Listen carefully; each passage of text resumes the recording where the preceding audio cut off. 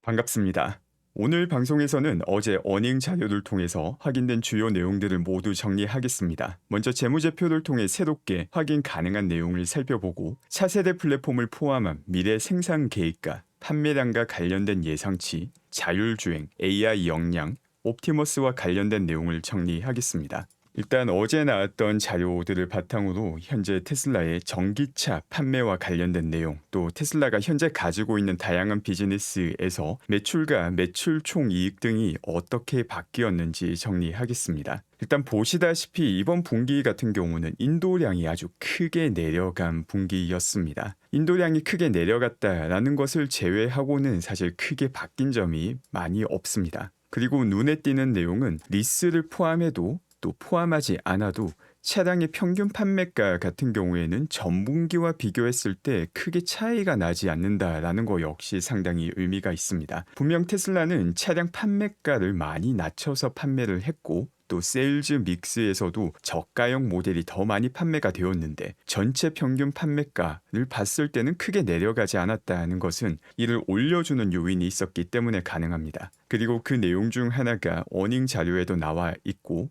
또 과거 제 방송을 통해서 예상했다시피 FSD 2연 매출이 추가로 인식이 되었기 때문에 어느 정도 상세가 이루어지기도 하였습니다. 그런데 2연 매출 인식 같은 경우는 아주 큰 금액이 인식된 것으로는 생각되지 않습니다. 구체적인 자료는 곧 발표될 땡큐 자료를 통해서 추가로 확인이 가능하지만 2연 매출을 인식한 이유가 버전 12 엔투엔드 버전으로 구조 자체가 바뀐 자율주행이 아니라 오토파크 기능을 이유로 들었습니다. 그래서 현재 테슬라가 가지고 있는 자율주행의 아주 작은 부분을 이유로 추가 2연 매출을 인식하였기 때문에 아직까지 쌓여있는 부분이 아주 많이 남아있고 조금 더 인식했다는 것을 볼 수 있는 내용이 됩니다. 그 밖에 흥미로운 내용은 일단 전기차와 관련해서 대당 원가가 어떻게 바뀌었는지를 보면은 확인할 수 있습니다. 지금 이 자료 같은 경우는 리스 차량을 제외하고 계산한 테슬라 차량의 평균 원가를 나타내고 있습니다. 2023년도 4분기와 비교해 보게 되면 36,228달러에서 36,660달러로 조금 더 올라갔다라는 계산이 나오게 됩니다. 그런데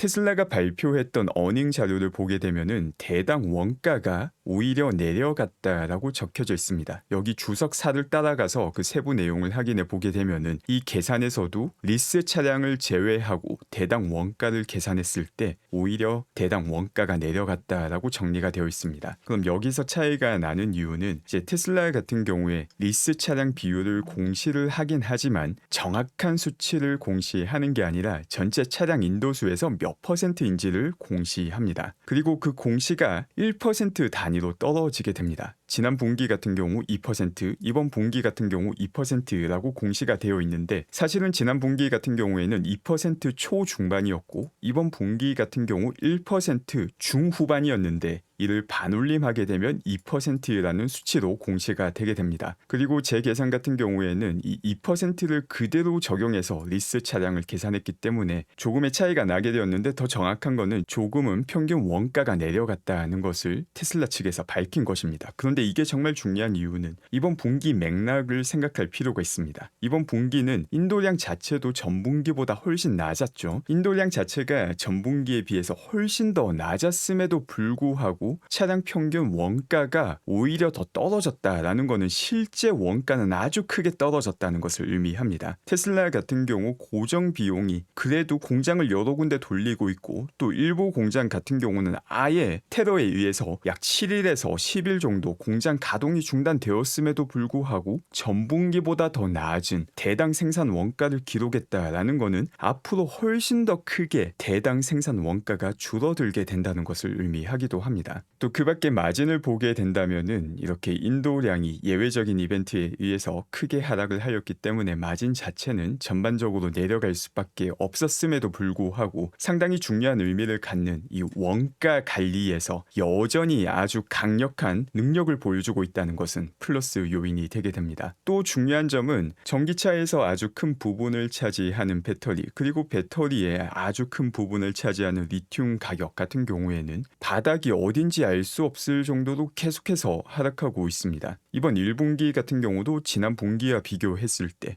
리튬 가격이 거의 30% 하락하며 미래에도 추가로 하락할 가능성이 있습니다. 지금 보시면 리튬 가격이 2022년도 4분기 피크를 찍고 아주 가파르게 내려가고 있고 이렇게 내려가는 부분이 점점 더 많이 반영이 되는데 그 상황에서도 추가로 더 내려가게 된다면 미래의 생산 원가 역시 크게 내려갈 수밖에 없는 상황이다라는 것을 볼 수 있습니다. 그래서 테슬라의 평균 생산 원가 변화율을 보게 되면은 이번 분기 같은 경우 그 리스 차량 퍼센티지 때문에 조금의 오차가 있지만 이번 분기도 조금 내려갔고 현재 2023년도 1분기 이후로 계속해서 대당 생산 원가가 하락하고 있음을 보여주고 있습니다. 그래서 많은 미디어가 초점을 맞추고 있는 게 평균 차량 판매가가 내려가고 있다. 그래서 안 좋다라고 말을 하는데 지난 4분기 같은 경우에는 이 평균 차량 판매가 변화율보다 원가가 더 크게 내려가며 마진이 개선되는 모습을 보여주었습니다. 지난 분기에 나왔던 이런 예상할 수 없는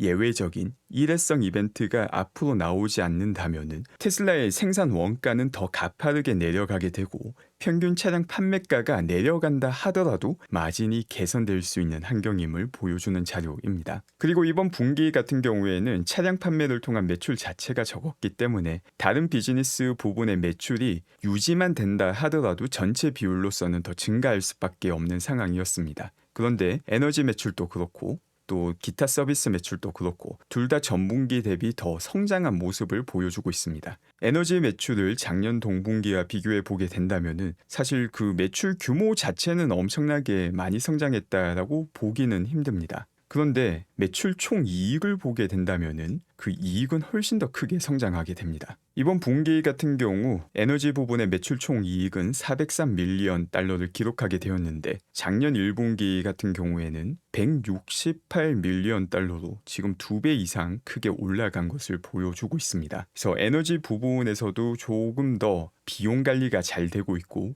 규모의 경제가 나타나고 있다는 것을 볼 수 있으며 매출 총 이익으로 봤을 때 에너지 부분이 차지하는 비율이 이번 분기는 거의 11%가 되었습니다. 물론 이번 분기는 또 이렇게 차량과 관련된 부분이 워낙 크게 타격을 받았기 때문에 거기에 대한 영향도 있지만 꾸준하게 잘 성장하고 있으며 2025년 하반기부터는 확실하게 의미 있는 수준의 어닝이 에너지로부터 발생하는 트렌드가 이어지고 있음을 확인할 수 있기도 합니다. 그리고 아래는 이연 매출 인식과 관련된 내용이고 앞으로 발표될 땡큐를 통해서 또 추가 내용을 정리하겠지만 과거 방송에서 정리했듯이 이번 분기 같은 경우에는 차량 부분에서 원래 이연 매출이 약 100밀리언 정도가 인식이 되었었는데 200에서 300밀리언 정도의 차량 부문 이연 매출 인식이 기록되었을 가능성이 높다라고 생각합니다. 자, 다음은 어닝과 어닝콜을 통해서 나왔던 알맹이 정보들을 정리하겠습니다. 먼저 생산과 관련된 내용입니다. 이거는 제가 생방을 할 때도 워낙 충격적인 내용이라 이게 정말 맞나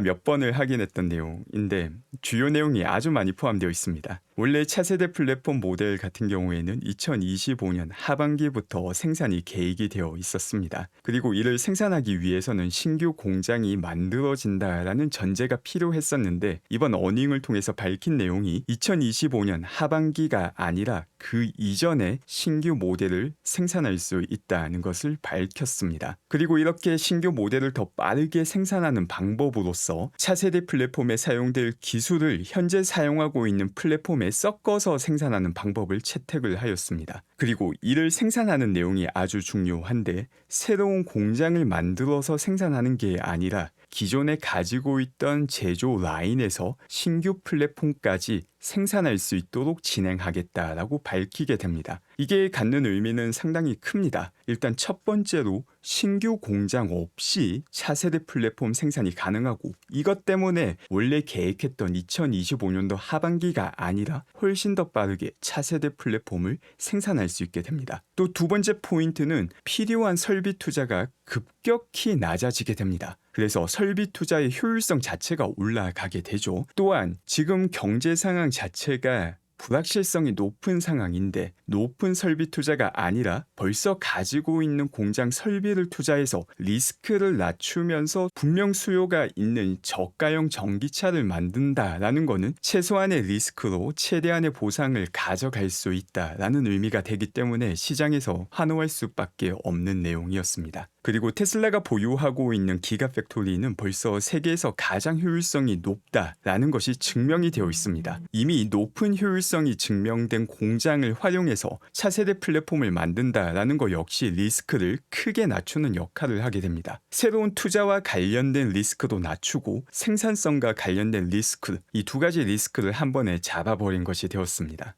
거기에 더해서 아주 중요한 내용이 나오게 되는데 이를 통해서 총 생산 능력을 300만 대라고 밝히며 이는 2023년도 생산량과 비교했을 때 50% 이상 증가한 생산량이 됩니다. 실제 2023년도 생산량을 보게 되면 184만 5천 대인데 맥스 캐파 기준 300만 대를 기록하게 된다면 생산 능력이 50% 이상 올라가게 되는 큰 성취가 되기도 합니다. 그리고 로보택시와 관련해서는 언박스드 프로세스를 그대로 활용하겠다라고 밝히기도 하였으며 기존 공장에서 언박스 프로세스를 추가하겠다라는 의미 있는 문장이 되기도 합니다. 이렇게 신규 플랫폼과 관련한 내용을 보게 되면 특히나 더 재밌습니다. 로이터에서 나왔던 너무나 어처구니 없는 기사에 많은 분들이 속아 넘어가는 이상한 현상이 발생하기도 하였습니다. 특히나 일론이 직접 사실이 아니다라고 밝혔고 전체 맥락을 봐도 전혀 가능성이 없는 이야기인데 주가가 떨어지니까 그 주가만 보면은 이런 어처구니 없는 기사에 휘둘릴 수도 있다는 것을 다시금 보여주는 내용입니다. 그리고 김민기 님께서 또 이와 관련된 아주 주요한 정보들을 계속해서 정리하며 업데이트해 주고 계십니다. 로이터 같은 경우에는 아주 재미난 관계를 볼 수 있습니다. 로이터에서 나오는 테슬라와 관련된 잘못된 정보를 주도적으로 작성하는 기자 같은 경우에는 한국 분인데 이 분의 친인척 관계를 보게 되면은 한 분은 연합뉴스에서 활동을 하고 있고 또 다른 두 분은 BNK 증권과 교보증권에서 활동을 하고 있는데 재미난 점은 교보증권에서는 테슬라 ELS를 2020년부터 판매하고 있습니다. 테슬라의 주가가 변화할 때 이 변화에 따라서 손실에 영향을 볼 수 있는 파생 상품을 판매하는 친인척이 존재한다라는 거 또 상당히 흥미로운 내용이기도 합니다. 그리고 또 재미난 점은 이렇게 연합뉴스에 계신 분도 있는데 또 이 둘 사이의 관계도 볼 수 있는데 로이터에서 헛소리 퍼드 뉴스가 나오고 테슬라 주가가 떨어지면은 연합뉴스에서는 로이터에서 나온 뉴스에 따라서 테슬라의 주가가 떨어졌다라는 소식이 나오는 패턴을 확인할 수 있기도 하였습니다. 너무나도 재밌는 현상을 볼 수 있는 것이죠.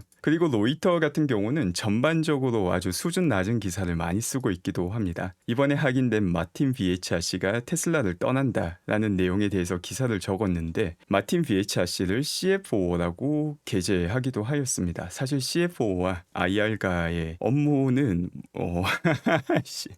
네, 사실 너무나도 어처구니 없을 정도로 다른 업무를 보는 사람인데 이걸 혼돈해서 적었다는 걸 보면은 조금 많이 안타까운 실수인 걸 볼 수 있습니다. 사실 인터넷상에서는 이런 어처구니 없는 헛소리가 너무나도 많이 떠돌고 있으며 심지어 전문가인 척 행세를 하면서 이런 어처구니 없는 헛소리를 해도 이를 검증하지 않고 그대로 박수를 치는 수없이 많은 NPC들을 볼 수 있기도 합니다. 굳이 로이터가 아니더라도 뭐 인터넷 인플루언서 혹은 전문가인 척하는 이 전문가들 모두 다 마찬가지이기 때문에 항상 직접 확인하고 검증하는 습관을 기르셔야지 이런 헛소리에 휘둘리지 않을 수 있기도 합니다. 그 다음 AI와 관련된 내용도 추가로 보겠습니다. 일단 사이버트럭 같은 경우도 벌써 4월 달에 주간 1000대 이상 생산 능력을 확보했다라는 주요 소식이 있었고 그것보다 더욱더 중요한 소식이 AI 트레이닝 컴퓨팅 능력이 1분기에만 130% 증가했다라는 소식이었습니다. 그리고 구체적인 차트까지 보여주는데 이 차트를 조금 더 유심히 보고 해석을 하게 된다면 많은 의미를 얻을 수 있기도 합니다. 아랫부분에 나오는 차트 같은 경우는 테슬라가 가지고 있는 AI 트레이닝 컴퓨팅 능력을 나타내고 있습니다. 그리고 그 기준이 H100 GPU인데 이게 모두 다 H100 GPU를 이만큼 가지고 있다는 게 아니라 H100 GPU 연산 능력으로 환산한 수치라는 의미를 가지게 됩니다. 그리고 이 중에 일부는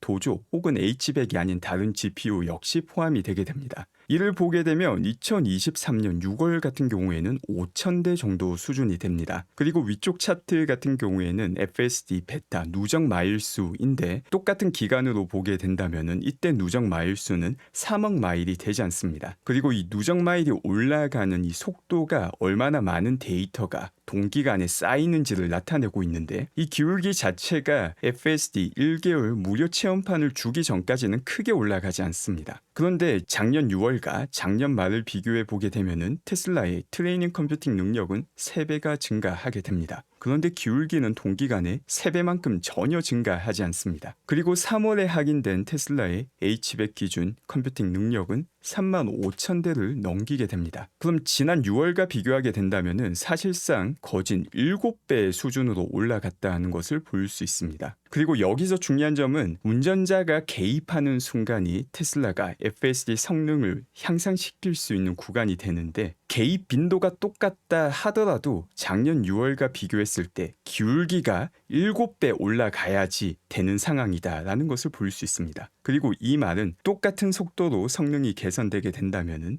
FSD가 7배 이상 더 빠르게 개선이 될 수 있다라는 의미가 되기도 합니다. 그런데 실제 기울기를 보면은 2배 조금 더 올라간 수준 정도밖에 되지 않죠. 여기서 또 중요한 점은 FSD 버전 12로 바뀌면서 업데이트가 될 때마다 개입 빈도는 계속해서 줄어들고 있습니다. 버전 12 자체가 도심에서의 개입 빈도 자체를 엄청나게 줄여줬는데 여기서도 점점 더 줄어들고 있기 때문에 사실 데이터를 7배 이상이 아닌 10배 이상 혹은 14배 이상 수집해야 되는 상황이 되기도 합니다. 더 많이 수집해야 된다라는 거는 일단 훨씬 더 빠르게 FSD 성능을 발전시킬 수 있다라는 의미가 되기도 하고 또 테슬라가 자율주행을 개발함에 있어서 병목이 크게 바뀌었다라는 의미가 되기도 합니다. 과거 같은 경우는 병목 자체가 이런 GPU가 아니라 엔지니어들이 AI 트레이닝을 구성하는 방식이 병목이었습니다. 현재는 완벽하게 처음부터 끝까지 사람 운전자의 모방을 통해서 학습이 되기 때문에 구체적인 규칙을 제시하지 않아도 됩니다. 그런데 엔드투엔드로 바뀌기 이전의 트레이닝 방식은 앞차와의 거리를 어느 정도 속도에 따라서 이 정도 거리를 유지하여라. 속도 변화를 할 때는 이 범위 안에서 변화를 시켜라. 라는 형태의 규칙을 바탕으로 트레이닝이 되었고 그 규칙을 엔지니어가 만들기 때문에 엔지니어의 역량이 병목이었습니다. 그리고 엔드투엔드로 바뀌고 난 다음에는 충분한 자료가 있는데 이걸 트레이닝 시킬 컴퓨터가 없었기 때문에 트레이닝 컴퓨터, GPU 혹은 도조가 병목이 되었고 이제는 이런 컴퓨팅 능력까지 모두 다 갖추었기 때문에 병목이 다시 데이터로 넘어간 상황입니다. 병목이 데이터로 넘어갔다라는 말은 데이터를 확보하는 만큼 자율주행이 더 빠르게 완성된다라는 의미이기도 하죠. 그리고 이런 식으로 자율주행에 접근을 하고 있는 게 테슬라가 유일하고 그 밖에 모든 기업들은 사실 이 방식 자체를 시도조차 하고 있지 못하는 상황입니다. 규칙 기반 자율주행 같은 경우는 벌써 성능이 많이 떨어진다라는 것을 다양한 자료를 통해서 충분히 확인한 상태이기도 하고 현실적으로 자율주행 측면에서 테슬라와 경쟁할 수 있는 기업이 존재하지 않는 상황이다. 라는 것까지 모두 다 확인이 가능한 상황입니다. 그리고 테슬라는 이런 FSD 버전 12를 베이스 모델로 확장을 시킬 것이다 라는 것을 또 어닝을 통해서 명백히 밝히기도 하였습니다. 이 버전 12 같은 경우가 명확하게 장기적으로 확장 가능한 솔루션이다 라고 표현을 하고 있습니다. 여기서 키워드는 확장 가능한 자율주행이죠. 확장이라는 게 테슬라가 가지고 있는 이 버전 12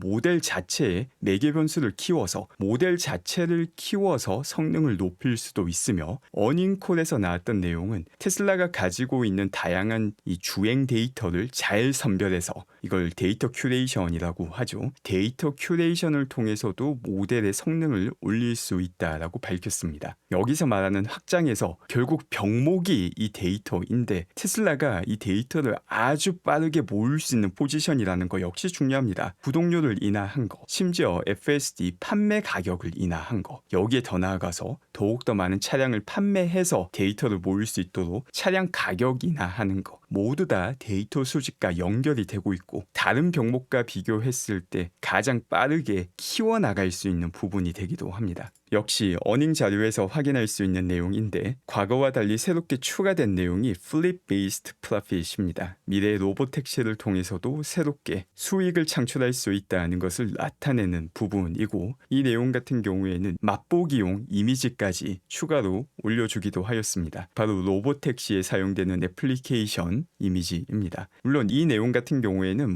앱이 완벽하게 완성되어 있다라고 보는 것보다 이런 방향으로 갈 것이다를 나타내는 것인데 그 방향성에서 중요한 게 바로 로보택시만 활용해서 자율주행 라이드 헤일을 하는 게 아니라 모델 Y도 활용이 된다. 기존의 FSD를 구매한 모델 3, 모델 Y, SX 고객분들 역시 로보택시에 참여할 수 있다라는 주요 정보가 포함되기도 하였습니다. 그리고 도조 캐비넷 역시 공개하였습니다. 이거 같은 경우에는 이미지를 렌더링을 통해서 만든 이미지가 아니라 벌써 도조 캐비넷을 통해서도 트레이닝에 활용하고 있다는 것을 보여주고 있기도 합니다. 그 구체적인 수치까지는 나오지 않았지만 도조 역시 잘 개발이 되게 된다면 아주 큰 시장을 통째로 뒤집어 엎을 수 있는 상품이 되기도 합니다. 그 밖에 FSD 라이선싱 이야기도 어닝콜을 통해서 확인이 되었습니다. 누가 첫 번째 테슬라 FSD 라이선싱을 할 것인가에 대한 관심도가 아주 높은데 사실 저는 그 어떤 기업이 된다 하더라도 크게 의미가 있다라고 생각하지는 않습니다. 그러니까 첫 번째로 FSD 라이선싱을 하는 기업은 그 기업이 혜택을 누리는 것이지 테슬라가 추가로 혜택을 본다라고 생각하지 않습니다. 똑같은 일이 NACS에서 일어나기도 하였습니다. 포드가 처음으로 NACS에 가입하고 나니까 줄줄이 비엔나 소시지인 것처럼 다른 기업들 모두가 따라오게 되었습니다. 바로 그 이유가 테슬라가 가지고 있는 충전 인프라를 따라잡을 수 없었기 때문입니다. 그러면 NACS 충전 인프라와 테슬라가 가지고 있는 자율주행을 보게 되면은 자율주행의 격차는 충전 인프라 격차보다 훨씬 더 큽니다. 자율주행이 어느 정도 성과를 발휘하는 시점이 다가오게 되면은 지금은 논의 중인 기업 하나가 확인이 되었는데 결국 줄줄이 비엔나 소시지 마냥 모두가 따라올 수밖에 없는 환경이 되게 됩니다. 또 그 밖에 2024년 판매량과 관련해서 상당히 러프한 가이드라인을 주기도 하였습니다. 역시 어닝콜에서 올해 판매량이 작년보다 더 낮을 수도 있는가라는 질문에 대해서 일론이 그렇지 않을 것이다. 올해 판매량은 작년 판매량보다 더 높을 것이다. 라는 짧은 답변을 주기도 하였습니다. 그래서 이번 1분기 같은 경우에 예외적인 이벤트를 통해서 판매량이 상당히 저조해서 부정적인 전망도 많이 나오고 있지만 최소한 작년 수준 이상은 될 것이라고 테슬라 내부적으로 판단하고 있음을 확인할 수 있습니다. 마지막으로 옵티머스와 관련된 어닝콜 주요 내용도 정리하겠습니다.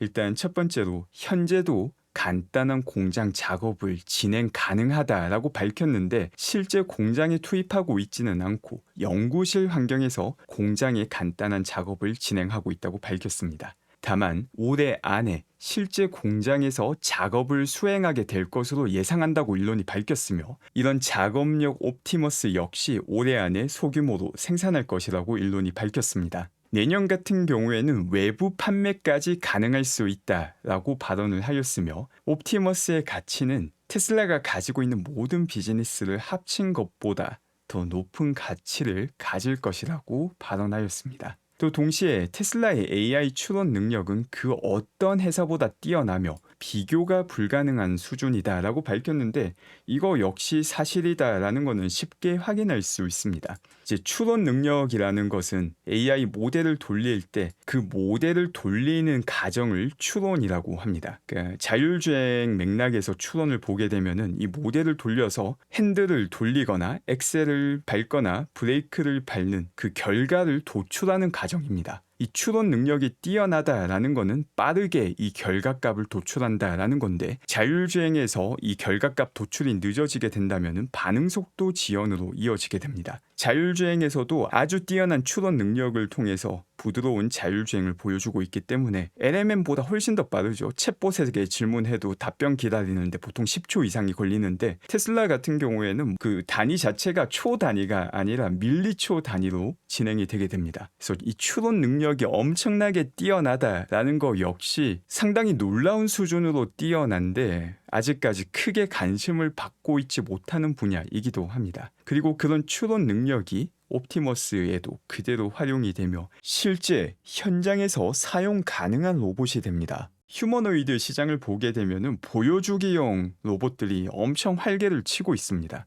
그런데 그 로봇이 실제 뭔가 의미 있는 일을 할 수 있는지를 보게 되면은 보여주기용으로는 뭔가 하는 것 같은데 현장에 투입되어서 의미 있는 생산량을 도출해내는 로봇은 하나도 없습니다. 하지만 옵티머스 같은 경우는 벌써 테슬라가 자율주행을 만들면서 개발한 여러 모델과 압도적인 우위를 보여주고 있는 AI 추론 능력을 바탕으로 가장 빠르게 현실에서 의미 있는 성과를 보여주는 로봇이 될 가능성이 높으며 심지어 유일하게 의미 있는 현실 성과를 보여주는 로봇이 될 가능성도 높습니다. 오늘 방송 함께 해주신 분들 감사드리며 오늘도 좋은 하루 되시기 바랍니다.